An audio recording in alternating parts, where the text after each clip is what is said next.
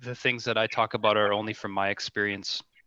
And I hope that I can share concepts and ideas that you can translate to your specific conditions. So I'm going to go ahead and share my screen.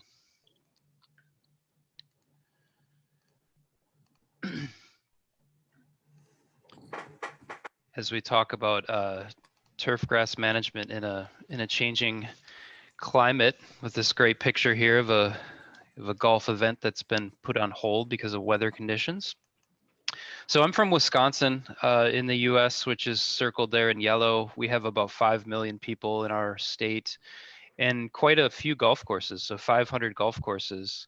The largest city next to us is Chicago. So if you've heard of Chicago, Chicago's down here in Illinois, and I live right about there in Madison. So the reason Wisconsin has so many golf courses is our third largest city in the United States is just south of our border, and they like to come up and play golf in Wisconsin. It's not really pleasant here. It's I just looked at the thermometer. It's -11 Celsius right now. Ice fishing is a really popular sport here, which sort of tells you how cold it can get. And we're famous for beer and cheese and cows. We have 5 million people in the state, but about 3.5 million cows. So it's a pretty rural place. We're very famous for golf courses. Whistling Straits is one of our best known golf courses. This is Lake Michigan. It looks like an ocean when you're next to it and the waves are up. We were supposed to have the 2020 Ryder Cup, or we will have the 2020 Ryder Cup. That'll be in 2021. And this golf course has hosted several PGA championships. And then in 2017, we had a golf course that hosted the US Open, which was a first for our state. And so we're really proud to do that. So a lot of great golf courses in Wisconsin, and most of them are public, which is sort of unique for American golf. So today, the overall theme is climate change. And of course, climate change is a global phenomenon. And I just show this as an example of how the climate is changing where I live. And these are hardiness zones. So we have a USDA system that ranks plants based on, how cold tolerant they are. And this is a map of the hardiness zones in 1990 versus 2012. And the colors are a little bit unfortunate because red and orange are actually more cold tolerant, but you can see the red and oranges are leaving, and the greens I'm going to stop you for one moment, Doug. Iedereen die aan het kijken is, als je per ongeluk Doug heel groot ziet en zijn presentatie heel klein, dat betekent dat je rechtsboven op het monitorlogotje moet drukken, dan switch je dat. Dan is Doug in het klein en dan is de presentatie in het groot. Ik weet niet of andere mensen dat ook ondervinden, maar dan weten jullie dat. Thank you, Doug. But globally, so the way that I communicate how climate change is happening in Wisconsin is that the winters are getting, the cold temperatures are getting warmer. So we're not necessarily seeing warmer days, as in the high temperatures are changing. We're actually just seeing less cold nights and less cold winters. And I think that trend is similar globally, but again, all climate change is local. Globally, though, overall, the mean annual temperature is expected to increase by 2 degrees Celsius, and precipitation is expected to vary depending on where you live, from 20% less to 20% more. But the extreme precipitation events are expected to increase by 20%. So, and I grabbed this this capture on the right here of observed climate change in Europe, talking about similar trends with precipitation and droughts and temperature. So I like to show this pattern because I think it really drives home the unequal distribution of where the warming is occurring. And so in the Arctic in the northern part of our globe is where the the greatest temperature changes are expected to occur and are occurring.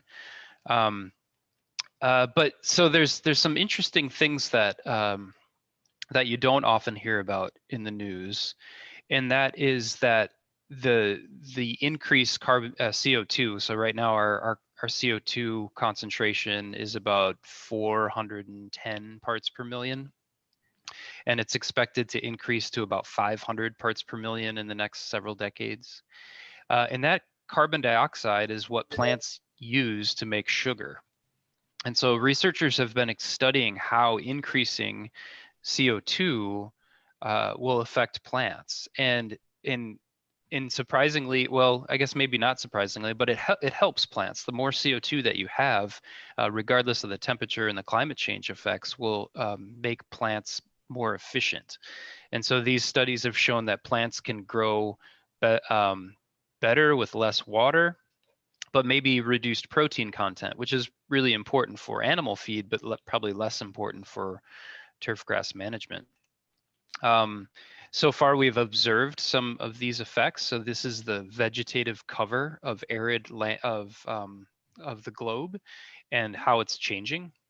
And so you can see in some of these dry areas of the globe have the darkest blue. That the vegetative cover there is increasing because of the increased CO2, and increased CO2 makes plants more water use efficient. So that's one of the possibly positive changes of increased CO2. And then we have a map here of crop growth. So, and this is specific to agriculture, not turfgrass management, but you can see that unsurprisingly, we're expected to see increases in crop production and growth in the northern latitudes, and then strongly reduced crop productivity in the mid latitudes and near the equator. So in Wisconsin, where I live, there are people that think climate change is great because farming is important and we're going to have more crop growth, which is a really sad view. We're a global society these days and we need to think about the net, just not the local effects. But the reason I bring this up is that, and of course, Northern Europe is expected to be similar with seeing increased crop productivity, is that this is what I want to focus on for the talk, is that you're likely going to see gradual changes in the amount of grass that you grow and the organic matter that you produce in your soils. And so I want to discuss some strategies for dealing with those changes as they're occurring. So we know that grass produces a lot of roots. This is an upside down stand of grass that was grown in the greenhouse in a hydroponic solution. So here's the surface. You can see all those roots that plant produces, and that translates to organic matter. So your organic matter here is accumulating every year in this sand root zone. And of course, we spend a great deal of time and money managing that organic matter by aerification and top dressing.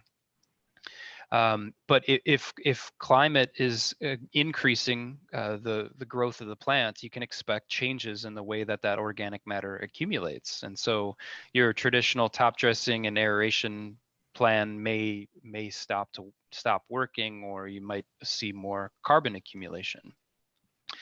So nitrogen management is growth management.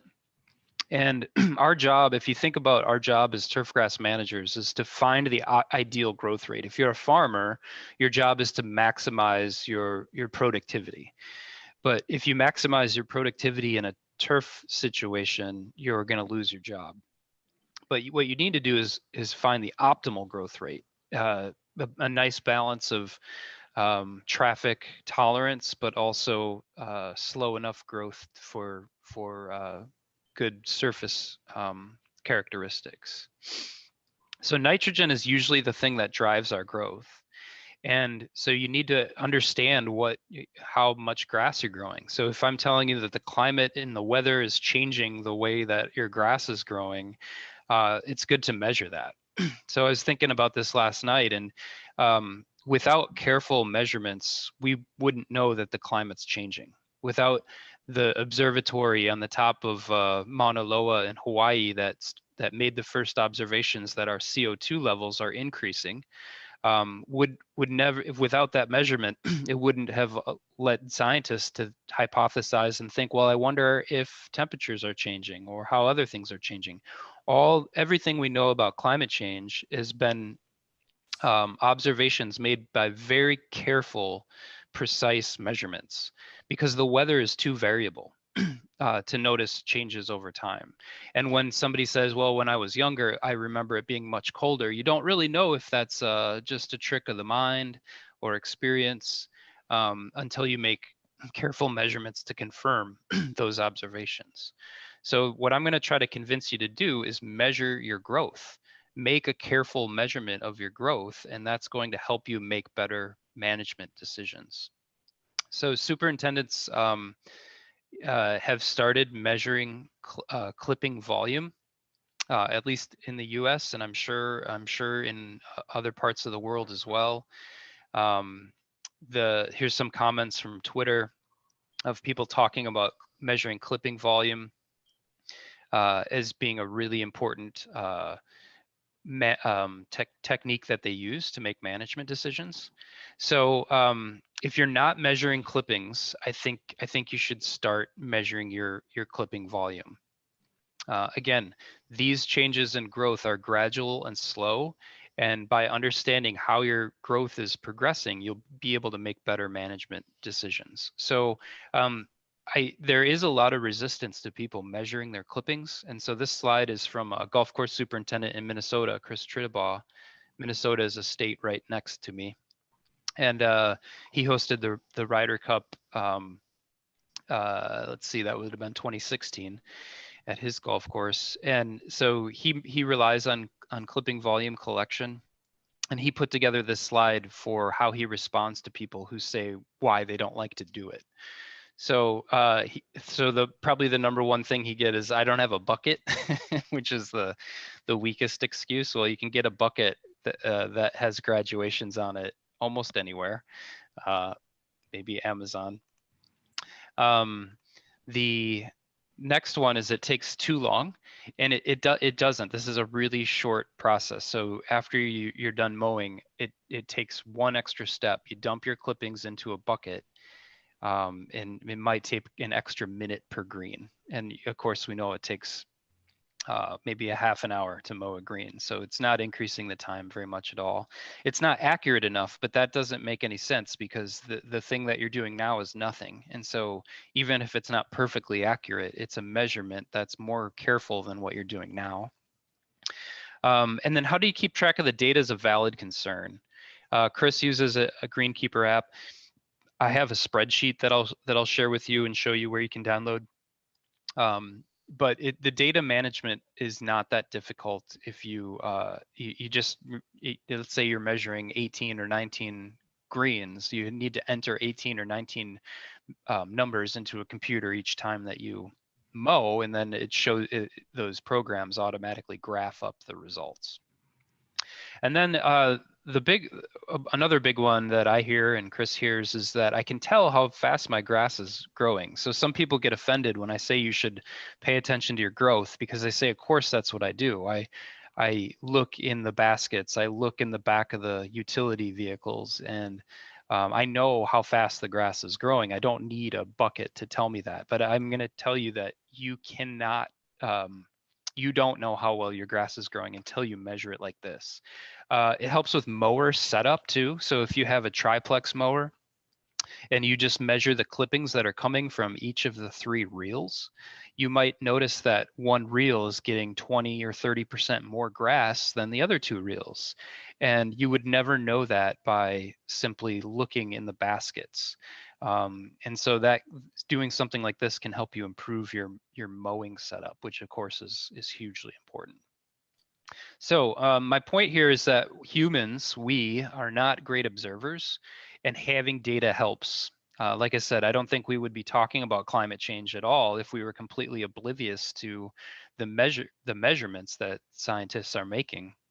For example, this is a classic study where a white wine was dyed red and given to groups of wine drinkers. So these are both the same wines. The only difference is this one has a dye, colorless, or I'm sorry, odorless dye, tasteless and odorless dye. And they asked these wine drinkers to describe the wine. And so you know that certain words are associated with white wine and red wine.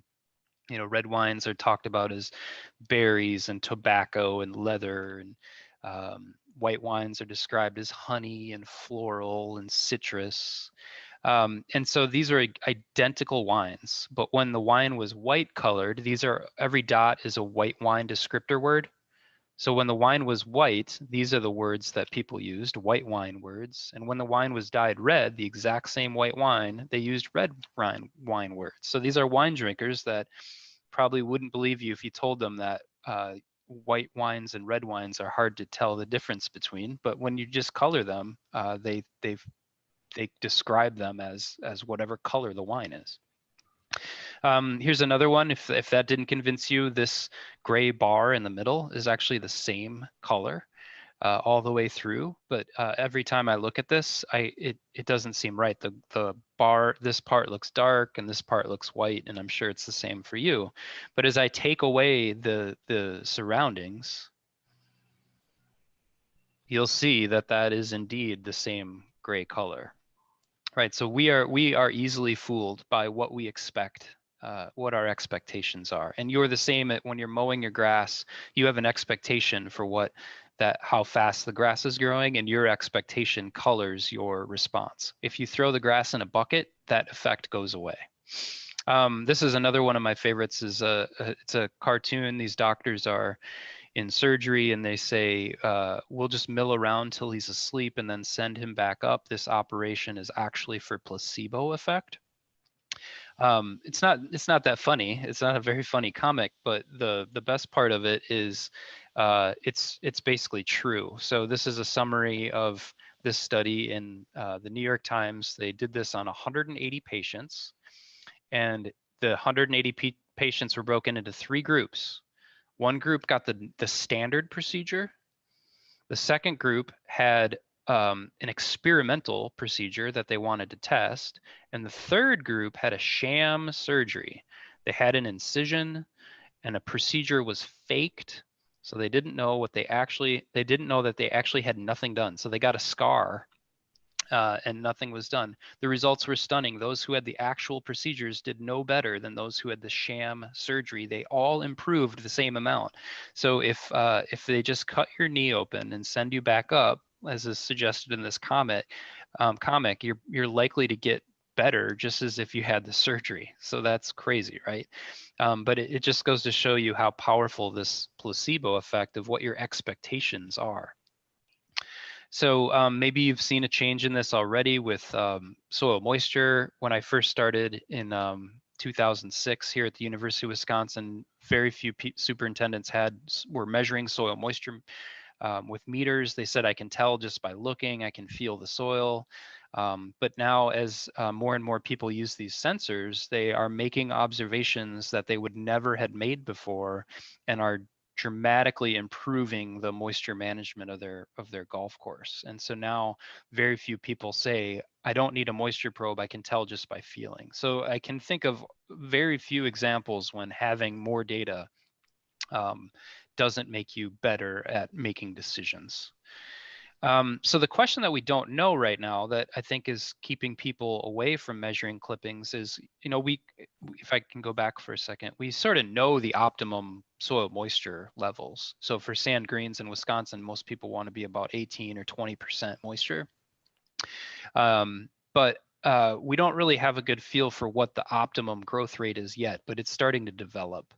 And there might be different growth rates for greens. There might be different growth rates for tees or fairways or different species of grass. I know, that you have brown top and fescues and a lot of different grasses that I'm not growing. So we need to figure out what the optimum growth rates are, but once we have those, we can benchmark and we can strive to hit those targets. So for example, in creeping bentgrass, my years of my research have determined that about 1.25 grams of grass per square meter per day is about optimum. So this is a target that works at my research facility that I like to hit. And so let me just show you why that's important. Is we did a study where we had different levels of traffic, foot traffic, and different levels of nitrogen. And if we wanted to hit, this is my optimum, this red line right here. That's my optimum growth rate. If I want to hit that target under high traffic, I need, and I'm sorry, I forgot to convert this slide, but that's that's about 40 kilograms per hectare per month to hit that target.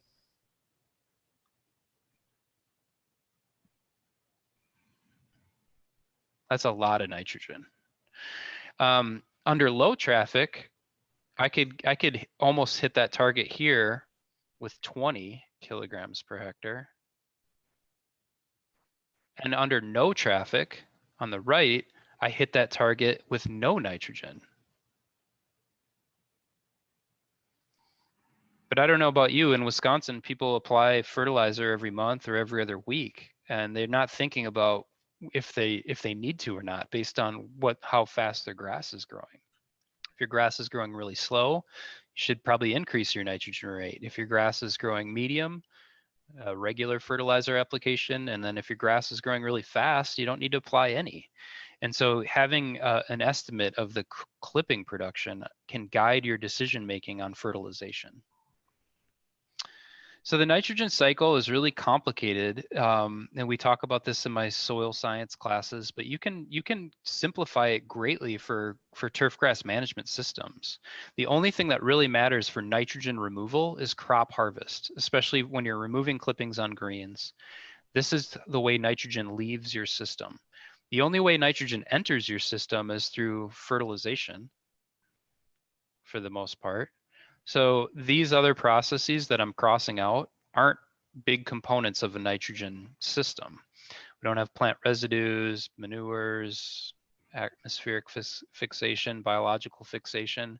So when you have one input and one loss, and you can measure your input, which is how much you're fertilizing.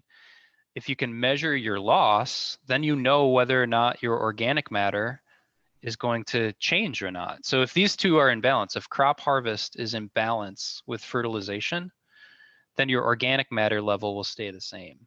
But if crop harvest is greater than fertilization, organic matter will decrease. And if it's the opposite, where your fertilization is greater than your harvest, organic matter will increase. So we call that the checkbook method, and checkbooks are kind of going out of style these days, but your nitrogen additions should probably be equal to your nitrogen removal to keep things in balance. This is a spreadsheet that I talked about that's available. You can download this at www.turf.wisc, for Wisconsin.edu. And it's an Excel spreadsheet, which when you enter your clippings, will start to track the amount of nitrogen removed. So this is in pounds per 1,000 square feet, but this golf course, which tracked their clippings all year, can see how much nitrogen they're removing. And by the end of the season, they removed 100 kilograms per hectare. So that would be a good guide for that golf course to think about if their nitrogen application rate is matching their removal rate. These are data from golf courses in around where I live. 10 golf courses were collecting clippings. Their nitrogen applied was 75 kilograms per hectare, and their nitrogen removed was 55 kilograms per hectare. So that's pretty close, right? It's maybe they're applying a little bit more than is being removed, which I think is probably normal, but they're not dramatically out of balance. So like I said, it's not that I'm telling you you're doing everything wrong, but having data is going to make you a better manager, and it's going to reinforce the good decisions that you're making and maybe show you some new tricks. There's some emerging guidelines. I have this in really fine print because I don't want to overemphasize it. That these guidelines are coming from the part of the world that I live in, and in your region they may not be good guidelines. But where I live, if you're growing about 10 milliliters of grass per square meter, that's tournament conditions, but probably not sustainable for the year. In that case, you're removing more grass than nitrogen than you're adding. A good daily average would be double that, about 20 milliliters per square meter. And if you get 40 milliliters per square meter, we consider that excessive. So those emerging guidelines are from people making observations about the quality of their grass and seeing what's in their clipping collection buckets. So what I'll say here is that you should be testing your greens, your soil testing program, primarily for organic matter. I'm in the Department of Soil Science, and I spend a lot of time looking at soil test reports. And people love to look at their nutrient levels and think about their fertilizer that they need to add. But I think probably the most critical thing is to look at your organic matter levels, especially in the context of climate change, where we're maybe growing more or less grass. The seasons are longer. We're fertilizing grass later than we have or earlier than we have before. And so all that has implications for organic matter. We're about 30 minutes out, so you know. Sounds great. Thank you. So I think you should focus on your organic matter levels. So when I said we wouldn't know climate change wasn't happening without measurements of the CO2 in the atmosphere and the careful measurements of the ocean temperatures and the land temperatures, this is what you're doing. You should be looking at how your organic matter levels are changing over time, and they're likely changing very slowly, but in a way that matters. So general principles for testing for organic matter. If we did a soil nutrient test, we may test the root zone, which might be about 7 centimeters, maybe 10 centimeters. But with organic matter, we're actually more concerned with the top 2 centimeters or so, and then maybe the next 2 and the increments down. So you need to know how these samples were collected and where they came from, and then how they were analyzed. And probably a bit beyond the scope of this presentation, but in short, collecting soil samples and sending them in for organic matter analysis, is probably a practice that you should be thinking about, as well as collecting your clippings and tracking your growth. And so the point is not to hit targets of organic matter, but to track your changes. Is your organic matter increasing or is it decreasing? That's something that you'd want to know. If it is increasing, that means that you're probably putting down more nitrogen or not top dressing or aerating aggressively enough. If it's decreasing, it means that you're probably not fertilizing as much as you should. So probably the most prominent method that I hear about these days is Micah Woods of the Asian Turfgrass Center's OM246, organic matter 246, and that's the depth increments he recommends. So sample at 0 to 2, 2 to 4, and 4 to 6 centimeters. Don't remove the plants, so send the plants into the lab. And in doing that in his region of the world, he's found an average of 7.3% organic matter in the 0 to 2 centimeter depth range. He recommends doing at least 3 greens every year with about 5 sub-samples per green. So that means you take 5 cores on a green and mix them together and send that off as one sample. And then Micah also points out that the goal is to track changes over time, not to hit a target. He's not saying 7.3 is optimum or that's too high, just saying track your changes and pay attention to which direction that organic matter is headed.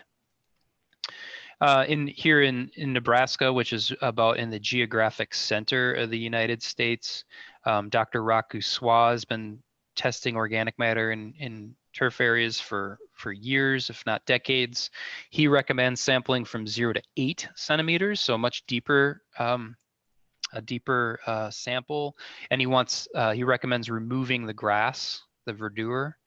And in doing that, he finds an average of 3.1% organic matter.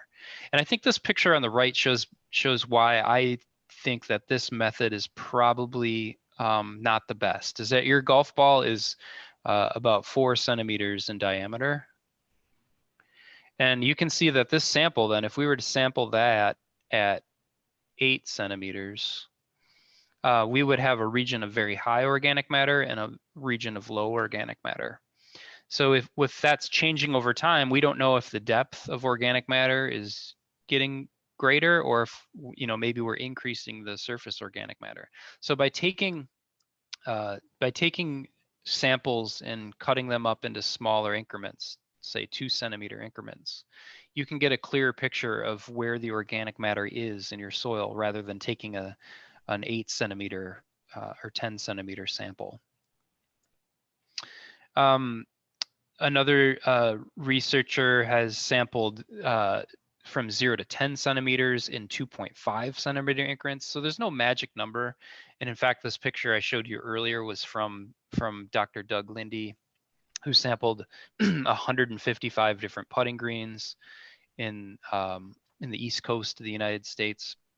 And he found 76% had less than 3% organic matter in the top 2 centimeters. So that's about half of what Michael Woods found. So again, we don't know what the targets are for different regions or different places, just like with clippings, but you can probably find that the changes from year to year are what matter more than the actual numbers. Dr. Lindy has a good advice here. He recommends testing your best and your worst greens every year. I think that makes a lot of sense. So you should probably be testing, I'll say this again, your organic matter first and looking at nutrient levels as a secondary point of interest. And then the questions we're going to ask related to our management here is, why are we doing all the same practices, top dressing, aeration, if we have differences in putting greens? So these are samples from a study that was collected in the top 2.5 centimeters. And this is about 5% right here. And then this is about, what, 2.5%.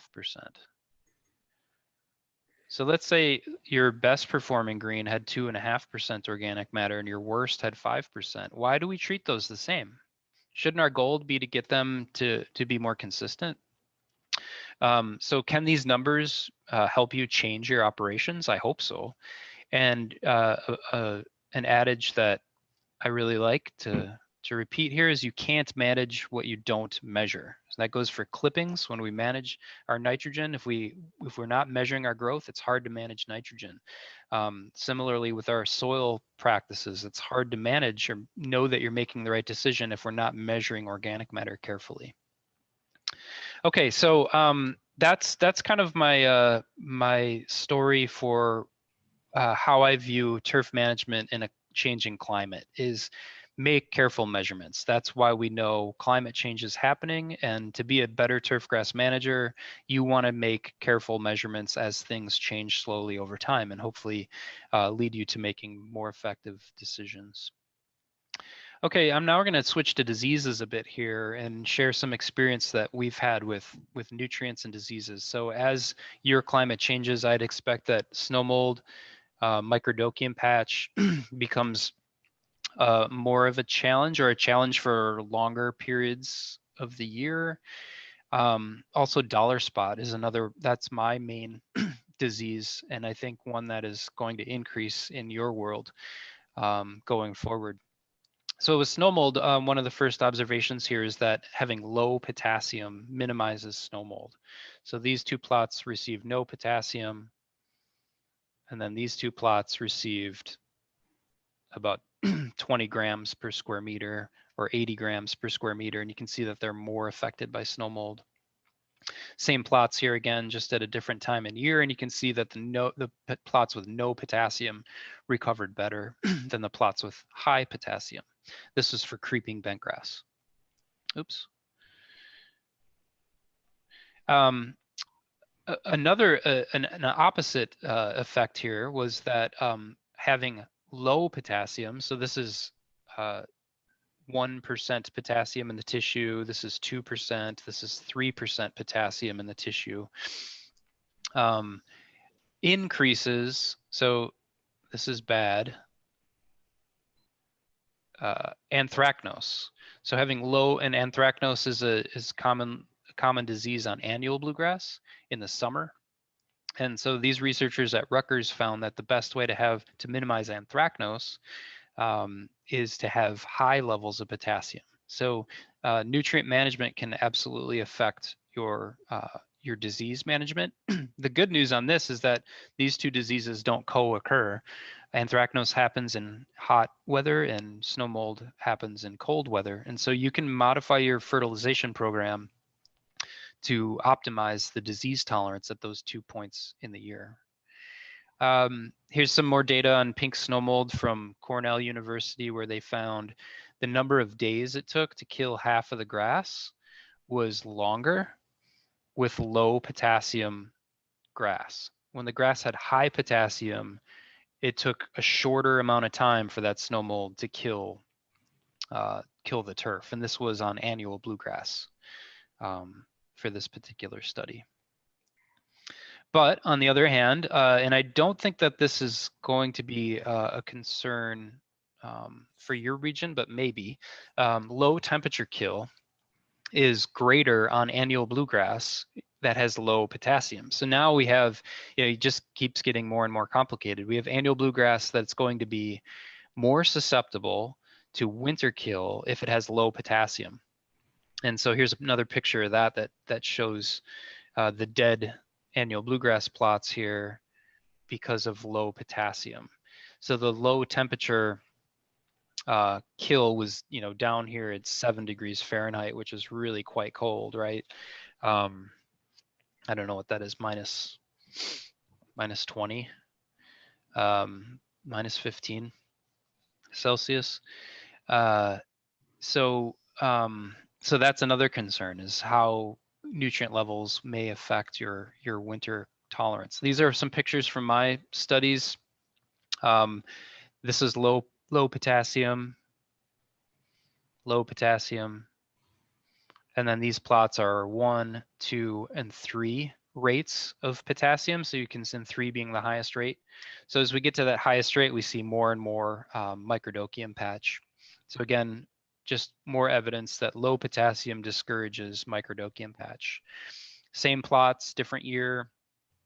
These are both low K, and these are high K.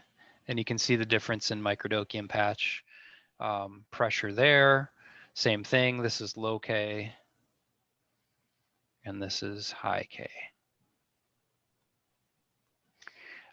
So clearly we see this again and again, that having low potassium discourages microdocium patch, but there's some negative consequences to having that, especially with annual bluegrass. Another picture here, different year, no potassium on those 2 plots, and then high potassium here. So there's just big differences. So you want to pay attention to your potassium as you worry about microdocium patch. In the summer, they look the same. So this hasn't had potassium in 7 years. Actually, now this is from 2016, so it's over a decade where we haven't put any potassium fertilizer on that plot, and it looks wonderful. Looks just as good as the one that gets about 5 kilograms per hectare every 14 days. 5 kilograms per hectare. So it's a normal amount of potassium. It's not even that high, but when we flip back to it, you can see that it gets snow mold at a much greater rate. Okay, switching over to dollar spot here, and this is where I'll stop, is that we've noted that nitrogen plays a big role in dollar spot, but the bad news is that you have to put down way too much nitrogen to get this effect. We're about 45 minutes in. Sounds good. I'll wrap it up here, Giannis.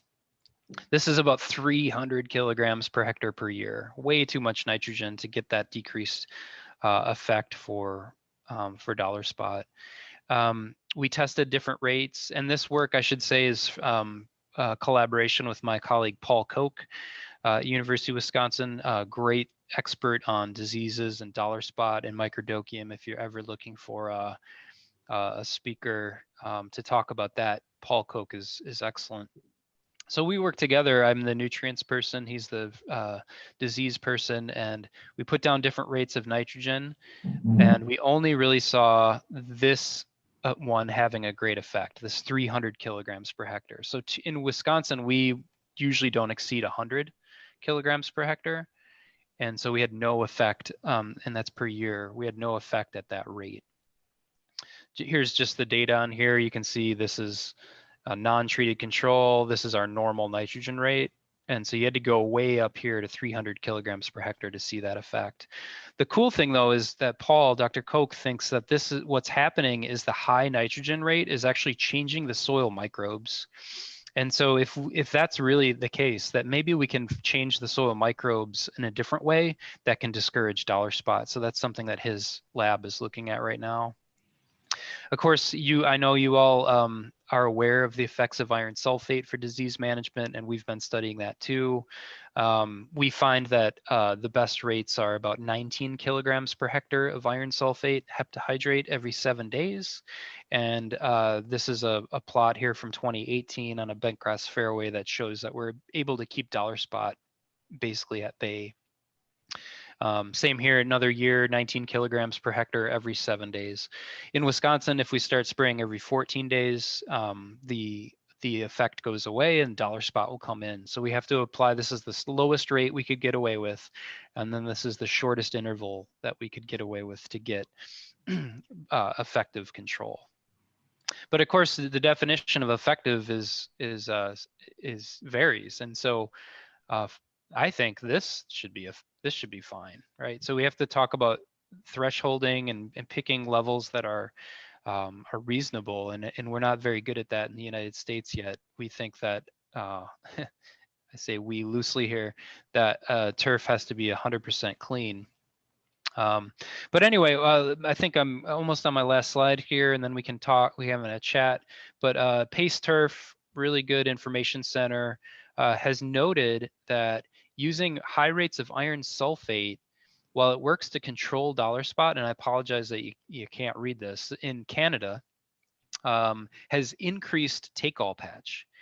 And so I know take-all patch is another disease that you all deal with, and by applying lots of iron sulfate, these researchers and superintendents have made the observation that it makes take-all patch worse.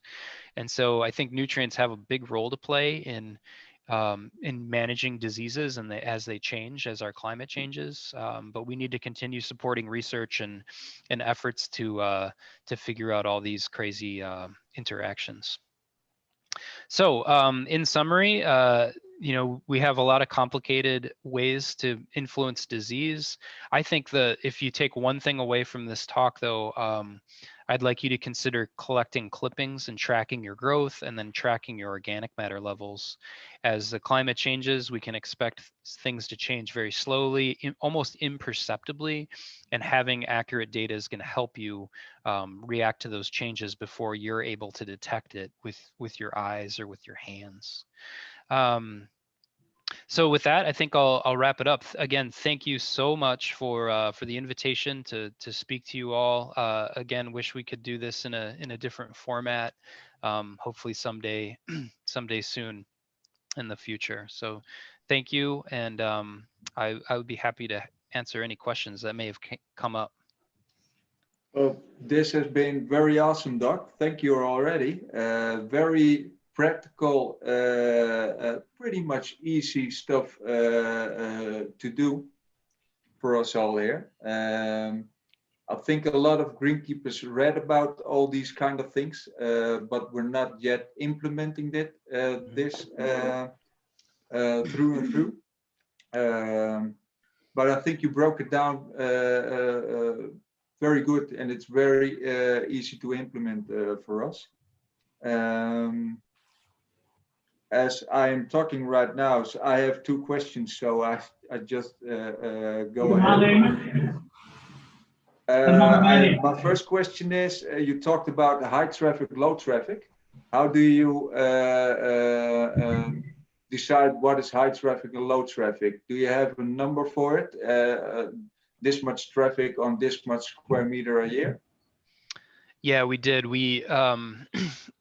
There's been some researchers who looked at the number of steps that were taken around a golf hole within about maybe 10 square meters within the hole, and so we sort of use that as the guideline. And our high traffic came from a golf course in Wisconsin with high traffic might have about 40,000 rounds per year. And so that was our target there. And then our low traffic was about 10,000 rounds per year, which would sort of be the country club that doesn't get a lot of play. Okay. And my second and last question is, I saw the rates of nitrogen were effective against dollar spot, but you only treated it with urea. Do you think there's a difference in urea or, for instance, another form of nitrogen, or is it?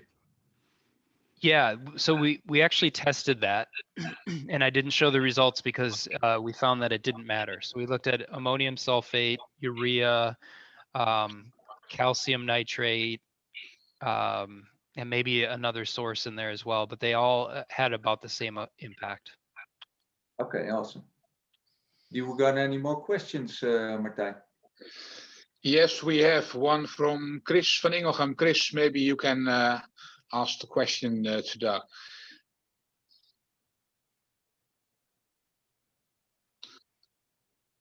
Unmute. Yeah, here we are. Hi, Doc. It's Chris here from Belgium, not from the, but that doesn't matter. I was wondering if you have any results applying iron sulfate in accordance to the microdocium patch. Do you have any results of that? Because you talked only about the control of dollar spot. Yeah, that's a great question, Chris. And the reason I don't have results from that is because our climate is so different where we don't have, our microdocium shows up under snow. And so we can't go out and apply iron sulfate, but in different parts of North America, they do have that where they, like, I think University of Oregon or Oregon State University has looked at that, and they find that you can get microdocium control with iron sulfate, but the rates were really quite high, like 50 kilograms per hectare. And like I said, we think those rates are too high, and we would like to see people experiment with lower rates, 19 kilograms per hectare or lower. But I think you could probably get good control at approximately the same rate, but I don't have the data. Okay, thank you. We have another question from Lutz Mangelaar-Meertens. Lutz, maybe you want to ask the question. Tell the question. Yes, I would like to know the effect of iron sulfate on the microbial life. You use quite high iron or sulfate of iron, and what is the effect? Yeah, that's a good question. I think what happens with iron is that it'll precipitate out. So soils have a lot of iron in them naturally, a lot of iron oxides. And so I don't think that the iron is going to be a persistent toxin to microbial life in the soil. But I think when you apply it to a leaf surface at that high of a rate, it makes the leaf surface inhospitable for the pathogens and for microbial life. So, I mean, it's a great question, because, you know, a lot of times when we think we're solving a problem, like, can we use iron sulfate to minimize our reliance on pesticides? And we find good results. And then years down the road, we find, oh, we made a huge mistake by using this particular product and this rate that we thought was solving a different problem. So I don't want to say that that I'm not concerned, but because the way iron sulfate behaves in soils, it oxidizes, and I think it won't, you know, it won't become a persistent toxin, but I don't know that for sure. Thank you. Once in a while, I speak to a head greenkeeper that's not so much a fan of the iron sulfate, but tend to use the iron gelate more. I think the sulfate piece is the thing you're aiming for. But do you have any knowledge about the iron chelate? Yeah, we've studied the iron chelates, and they do make iron toxic. So they're the whole purpose of an iron chelate is to keep iron soluble and prevent it from oxidizing and becoming unavailable. And so the results are you can get disease control at lower rates, but it also increases the toxicity of the iron and the mobility of the iron. And so we've stayed away from the iron chelates for that reason.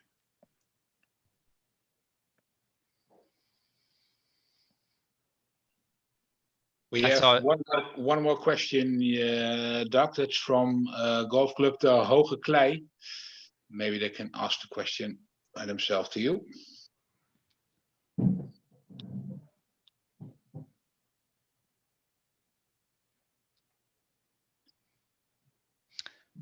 Willeke, of niet? Je microfoon staat uit. Okay.